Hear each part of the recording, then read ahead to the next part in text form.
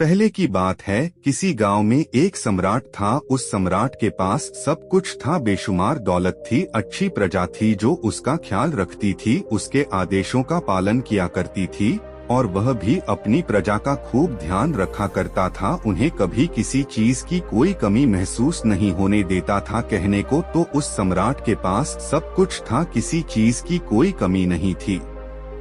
लेकिन जिस तरह से उनका मन शांत था, जिस तरह से वह शांत नजर आ रहे थे, यह बहुत आश्चर्य करने वाली बात है। रात भर सम्राट इन्हीं ख्यालों में खोया रहा। अगले दिन सुबह सूरज निकलने से ठीक पहले सम्राट उस आश्रम पर वापस पहुंचा। वहां पर बौद्ध भिक्षु पहले से ही उपस्थित थे। जैसे ही सम्राट वहां पहुंचा, उन बौद्ध भिक्षु ने एक पानी का छोटा सा जग उस सम्राट के हाथ में थमा हुए कहते हैं, इसे लीजिए और पौधों पर धीरे धीरे पानी डालिए। और ऐसा करते करते यह आपके सामने पूरे 15 पौधे हैं, इन सभी पर आपको इसी प्रकार पानी डालते चले जाना है। लेकिन जब आप इस क्रिया को कर रहे होंगे तो उस वक्त मेरी एक बात का अवश्य ध्यान रखिएगा कि आपको इस दौरान कुछ और नहीं करना है, ना कुछ सोचना है और ना ही कहीं आपका ध्यान भटकना चाहिए। आप जब इन पौधों को पानी दे रहे होंगे तो आपका पूरा ध्यान केवल इन पौधों पर ही होना चाहिए। यदि इस बीच आपके मन में कोई विचार आए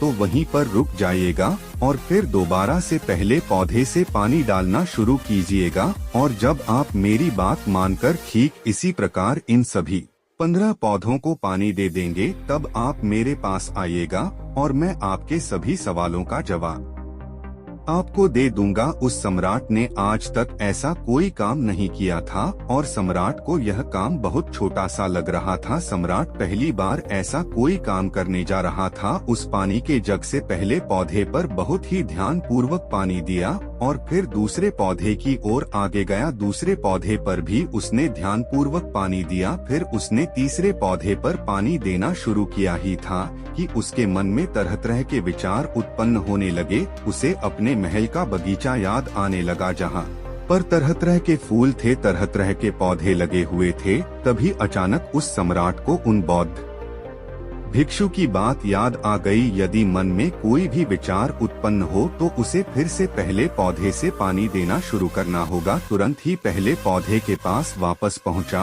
और उसने फिर से पहले पौधे को पानी दिया। दूसरे पौधे को उसने फिर से ध्यानपूर्वक पानी दिया। जैसे ही वह तीसरे पौधे पर पहुंचा, उसके मन में फिर से कई तरह के विचार उत्पन्न होने। अब की बार यह सोच रहा था, पता नहीं मेरे बिना मेरे साम्राज्य में क्या हो रहा होगा। और अब की बार सम्राट को बहुत क्रोध आने लगा। उसने सोचा कि आखिर में यह छोटा सा कार्य क्यों नहीं कर पा रहा हूँ।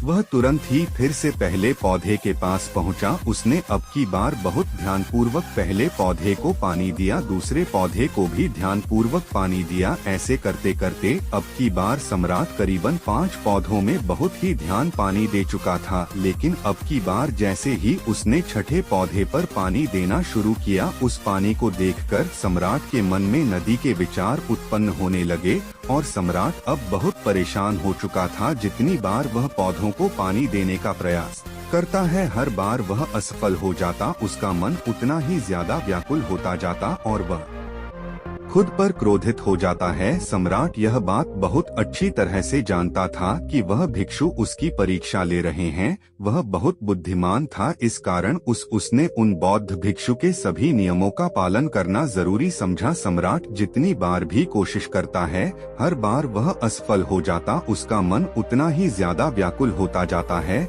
हमेशा खुद को किसी न किसी विचार में उलझा हुआ पाता। ऐसे ही करते करते सुबह से शाम का वक्त हो चुका था, लेकिन अब तक वह सम्राट पूरे 15 पौधों में पानी नहीं दे पाया था। जब बौद्ध भिक्षु लौटकर शाम को वापस आश्रम लौटे तो उन्होंने देखा कि वह सम्राट थक हार कर बैठा हुआ है और तरह तरह की बातों में उलझा हुआ है। तभी बौद्ध भिक्षु सम्राट के पास पहुँचे और कहने लगे, हे सम्राट, मैं तुम्हारी ईमानदारी से बहुत खुश हूँ। तुमने अपने कार्य को पूरे मन और लगन के साथ करने का पूरा प्रयास किया, इसलिए जो बात मैं तुम्हें बताने जा रहा हूँ उसे बहुत ही ध्यानपूर्वक सुनना और समझने का प्रयास करना। जब हमारा मन विचारों से खाली हो जाता है तब उसमें मन का असली स्वरूप नजर आता है। तब साधारण से साधारण सा काम भी हमें ज्ञान और शांति देता है। इस पर सम्राट उन बौद्ध भिक्षु से कहता है, हे महाराज, पर यह कैसे संभव है? मैं तो जब भी कोई कार्य करता हूँ तो मन में कई तरह के विचार उत्पन्न होते हैं और मैं उन विचारों में फंसकर रह जाता हूँ और वहाँ से बाहर निकलने का कोई रास्ता मुझे नजर नहीं आता। तभी बौद्ध भिक्षु मुस्कुराने लगे और सम्राट से कहते हैं, हे सम्राट, तुम पौधों में पानी नहीं डाल रहे थे, तुम तो जल्दी जल्दी अपने इस कार्य को बस खत्म करना चाहते थे। तुम्हारे मन में तो यह विचार उत्पन्न हो रहा था कि तुम जल्दी से जल्दी इन 15 पौधों में पानी दे दो और उसके बाद तुम मुझसे मिल सको,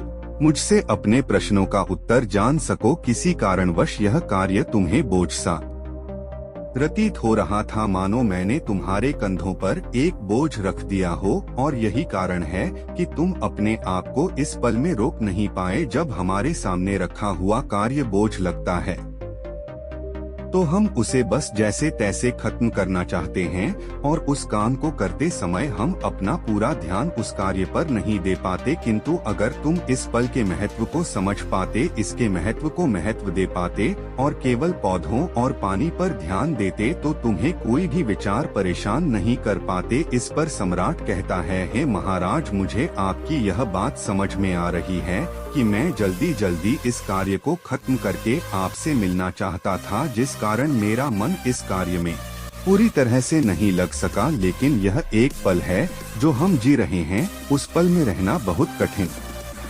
है। क्या मुझे इसके लिए कोई तपस्या या तप करना होगा? इस पर बौद्ध भिक्षु एक बार फिर मुस्कुराने लगे और सम्राट से कहते हैं, जिस शांत मन की तलाश तुम कर रहे हो वह शांत मन तो पहले से ही मौजूद है, वह तो पहले से ही तुम्हारे भीतर है। इसके लिए तुम्हें कहीं भी जाने की कोई आवश्यकता नहीं है और न ही तुम्हें कहीं शांत जगह जाने की आवश्यकता है। इसके लिए कुछ जरूरी है तो वह है अपनी सांसों पर ध्यान देना। इसलिए अपनी सांसों पर ध्यान देना सीखो। हम किस तरह से सांसें ले रहे हैं और किस तरह से त्याग रहे हैं, इस बात को देखने और समझने का प्रयास करें।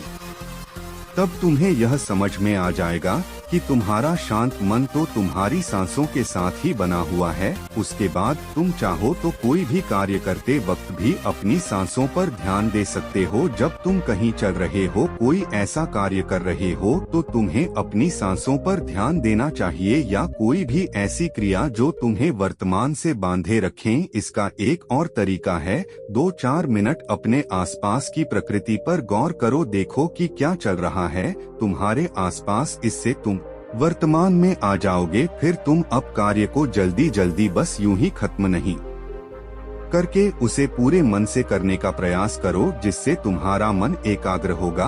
और जब तुम्हारा मन एकाग्र होगा तो तुम चाहे कोई भी कार्य क्यों ना करो, फिर चाहे वह छोटा हो या बड़ा, तुम्हारा मन उसमें पूरी तरह से विलीन हो जाएगा और वह कार्य ही तुम्हें शांति और ज्ञान भी प्रदान करेगा। ऐसे समय पर हमारे मन में किसी प्रकार के कोई विचार उत्पन्न नहीं हो पाते, और जब हम ऐसा करते हैं तो कर्ता और कर्म एक हो जाते हैं और हमारे भीतर की जो शांति है वह प्रकट होने लगती है। हम उसमें मग्न हो जाते हैं। इसे तुम चाहे तो आनंद कह सकते हो या फिर वर्तमान में जीना कह सकते हो, और यह अवस्था सरलता से प्राप्त भी कर सकते हो। बस तुम्हें केवल अभ्यास करना होगा। बौद्ध भिक्षु सम्राट से कहते हैं, जो मन मुश्किलों में शांत रहता है, मुश्किलों से भागता नहीं है, केवल सचेत रहता है, वह मन हर परेशानी को पार कर सकता है, हर दुविधा से बाहर निकल सकता है। सम्राट को उन बौद्ध भिक्षु की यह सारी बातें समझ में आ चुकी थी। उसने उन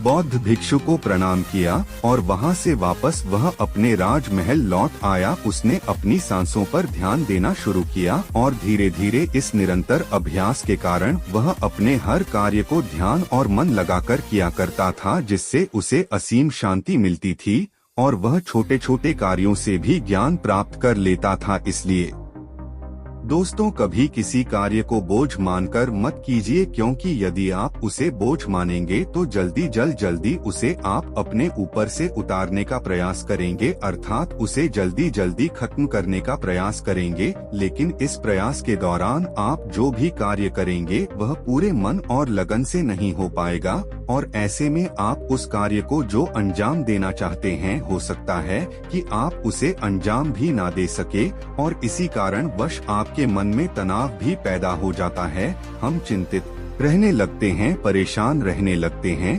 क्योंकि जो अंजाम हम उस कार्य को देना चाहते थे, अंजाम हम उस कार्य को ना दे सके। और हम में से अधिकांश लोग यही गलतियां करते हैं। जब उन्हें कोई कार्य सौंपा जाता है तो वह उस कार्य को करने का प्रयास तो करते हैं, लेकिन वह चाहते हैं कि वह कार्य कितनी जल्दी खत्म हो जाए, और वह उस कार्य को करते वक्त अपने आप को वहां नहीं रख पाते, बल्कि उनका मन तो कहीं और ही भटकता रहता है, जिससे हमारा मन हम पर हावी होने लगता है, हमें तरह तरह के विचार दिखाता है, और हम उन विचारों में डूबते चले जाते हैं, हम उन विचारों में फंसते चले जाते हैं, और फिर वहां से हमें निकलने का कोई रास्ता नजर नहीं आता, जिससे हमारे मन में तनाव पैदा होने लगता है, हम बहुत परेशान रहने लगते हैं। हम चाहकर भी किसी कार्य को नहीं कर पाते, और जो कार्य हमें वर्तमान की ओर ले जा सकता था, उस दरवाजे को हम खुद ही बंद कर देते हैं, क्योंकि वह कार्य हमें बोझ लगने लगता है। इसलिए जब भी आप कोई कार्य शुरू करना चाहते हैं तो उससे पहले अपना पूरा ध्यान अपनी सांसों पर केंद्रित करें, और फिर आप चाहे तो अपने काम के दौरान भी अपनी सांसों पर अपना ध्यान लगाए रख सकते हैं, और यही सांस का जो ध्यान है यह आपके काम के ध्यान में परिवर्तित हो जाएगा, और इस कार्य में जो भी कठिनाइयां उत्पन्न हो रही हैं उसे आप पल भर में सुलझा देंगे। फिर चाहे कैसी भी विपरीत परिस्थितियां आपके सामने क्यों ना आ जाए, आप उस कार्य को पूरे मन और लगन के साथ पूरा करके ही रहेंगे। लेकिन उसका मन कभी किसी एक काम पर नहीं टिक पाता था। वह जब भी किसी भी चीज को करने का प्रयास करता तो उसका ध्यान कहीं भटक जाता। इस चीज को लेकर वह बहुत चिंतित रहता था। कई बार वह अपने बगल के राज्य के राजाओं से भी मिला था और सभी ने उसे अलग अलग राय दी थी। सभी ने उसे अलग अलग तरीके बताए थे। जो भी तरीके उस सम्राट ने सुने थे उन तरीकों को अपने जीवन में उतारा, लेकिन उन उपायों से उसे कोई लाभ न मिला, जिसके कारण वह हमेशा चिंतित रहता, परेशान रहता। कई बार तो रातों को उसे नींद भी नहीं आती और वह केवल करवटें बदलता रहता। एक दिन सम्राट के कानों तक एक बात पहुंची कि उसके राज्य में एक ऐसा असाधारण व्यक्ति है जिसके शब्द अनमोल है, जिसके एक एक शब्द में जीवन का रहस्य छुपा है, जीवन का सत्य छुपा है, और उस व्यक्ति से मिलने के लिए लोग दूर दूर से आते हैं, क्योंकि हर व्यक्ति की समस्या का समाधान वह बहुत ही सरलता और आसानी से करता है। यह बात सुनकर सम्राट बहुत प्रसन्न हुआ। उसे लगा कि अब उसके सवालों का जवाब उसे मिल जाएगा। इतनी तारीफ सुनकर सम्राट ने यह तय किया कि वह तुरंत ही जाकर उस व्यक्ति से मिलेंगे और उसे यह भी पता चल जाएगा कि जो लोग उनकी इतनी तारीफ कर रहे हैं क्या वह सच है या नहीं। अगले दिन सुबह सुबह वह सम्राट उस व्यक्ति से मिलने के लिए निकल गया। रास्ता कुछ ज्यादा ही लंबा था, जिस कारण सम्राट ने बीच रास्ते में आराम किया। वहां पर उपस्थित हर कोई उस व्यक्ति के बारे में जानता था। जब सम्राट ने उनसे उस व्यक्ति के बारे में पूछा तो वे लोग उस असाधारण व्यक्ति की खूब तारीफ कर रहे थे। तभी सम्राट ने सोचा कि लगता है यह व्यक्ति बहुत बुद्धिमान है, बहुत ज्ञानी होगा और प्रभावशाली व्यक्ति होगा, अन्यथा हर कोई उसकी इतनी तारीफ नहीं करता। जरूर ही उस व्यक्ति में ऐसी कोई बात अवश्य है जिसके कारण हर कोई उन्हें जानता है और उनकी तारीफ कर रहा है। उस व्यक्ति की तारीफ सुनकर सम्राट के मन में उस व्यक्ति से मिलने की उत्सुकता और अधिक हो गई। अब वह सम्राट जल्द से जल्द उस व्यक्ति से मिलना चाहता था, जिसके कारण वह आगे का सफर तय करना शुरू कर देता है। जैसे तैसे वह सम्राट उस व्यक्ति के आश्रम पहुंचा, पर आश्रम में उसे कोई नजर नहीं आया। आश्रम के पीछे एक छोटा सा बगीचा था। जब सम्राट वहां पहुंचा तो उसने देखा कि एक माली बगीचे में काम कर रहा था। उसका पूरा शरीर मिट्टी से लथपथ, पैरों में कोई चप्पल नहीं थी। इसको देखकर सम्राट ने माली से कहा, सुनिए महोदय, इस आश्रम के मालिक कहाँ है? मैं उनसे मिलने आया। इस पर वह माली जवाब देते हुए कहता है, श्रीमान आप अंदर बैठिए, मैं उन्हें बुलाता हूँ, वह जल्द ही आपसे मिलेंगे। माली की यह बात सुनकर सम्राट अंदर कुटिया में जाकर बैठ गया और उस असाधारण व्यक्ति के आने का इंतजार करने लगा। कुछ देर प्रतीक्षा करने के बाद जब असाधारण व्यक्ति उस सम्राट के सामने पहुंचा, उसने देखा कि यह तो वही व्यक्ति है जो बगीचे में काम का कहते हैं। कैसी शंका! इस पर सम्राट कहता है, मैंने बहुत से विद्वानों को देखा है, बहुत से ज्ञानियों को देखा है, वे जब भी चलते हैं तो उनके पास तरह तरह की ज्ञान की किताबें होती हैं। उनके पास ऐसा कोई ना कोई संकेत जरूर नजर आता है जिससे यह पता चल सकता है कि वे लोग ज्ञानी हैं। लेकिन आपके पास तो ना कोई ज्ञान की किताबें हैं और ना ही कोई ऐसी कला के संकेत आप में नजर आ रहे हैं, लेकिन उसके बावजूद आप बहुत शांत नजर आ रहे हैं। क्या आप मुझे इसका रहस्य बता सकते हैं? इस पर बौद्ध भिक्षु मुस्कुराने लगे और सम्राट से कहते हैं, मेरा ज्ञान तो इस संस्कार में प्रकृति के रूप में हर जगह है। मैं अपना ज्ञान जीवन की सरल और साधारण वस्तुओं से ही लेता हूँ। पर महाराज, आप यहाँ किस समस्या को लेकर परेशान हैं? कृपया आप मुझे आपके यहाँ आने का कारण समझाएं। इस पर सम्राट कहते हैं, गुरुवर, मेरे यहाँ आने का कारण यह है कि मैं किसी भी काम को लेकर लंबे समय तक उसी कार्य पर अपना ध्यान नहीं लगा पाता। मैं कुछ ही देर में उस कार्य से भटक जाता हूँ। कृपया कर मुझे अपने इस समस्या का समाधान बताएं। मैं इस बात से काफी चिंतित हूँ। बौद्ध भिक्षु ने सम्राट की चिंता को समझकर कहा, महाराज, आपकी समस्या मुझे समझ आ गई है। आप जिस कार्य पर ध्यान नहीं लगा पा रहे, उसके लिए मैं आपको एक उपाय बता सकता हूँ, लेकिन आज आपको देर हो चुकी है। आप मुझे कल सुबह मिलिए। कल सुबह का समय ठीक रहेगा? कल सुबह जब आप मुझसे मिलेंगे तो मैं आपके सभी सवालों का जवाब आपको दे दूंगा। यह कहकर बौद्ध भिक्षु वापस अपने बगीचे में लौट गए और वह सम्राट भी वापस अपने महल लौट गया। लेकिन सम्राट को रात भर नींद नहीं आए। वह बस यही सोच में लगा था कि आखिर बौद्ध भिक्षु मुझे क्या बताने वाले हैं। वह तो मुझे एक साधारण से माली नजर आ रहे हैं।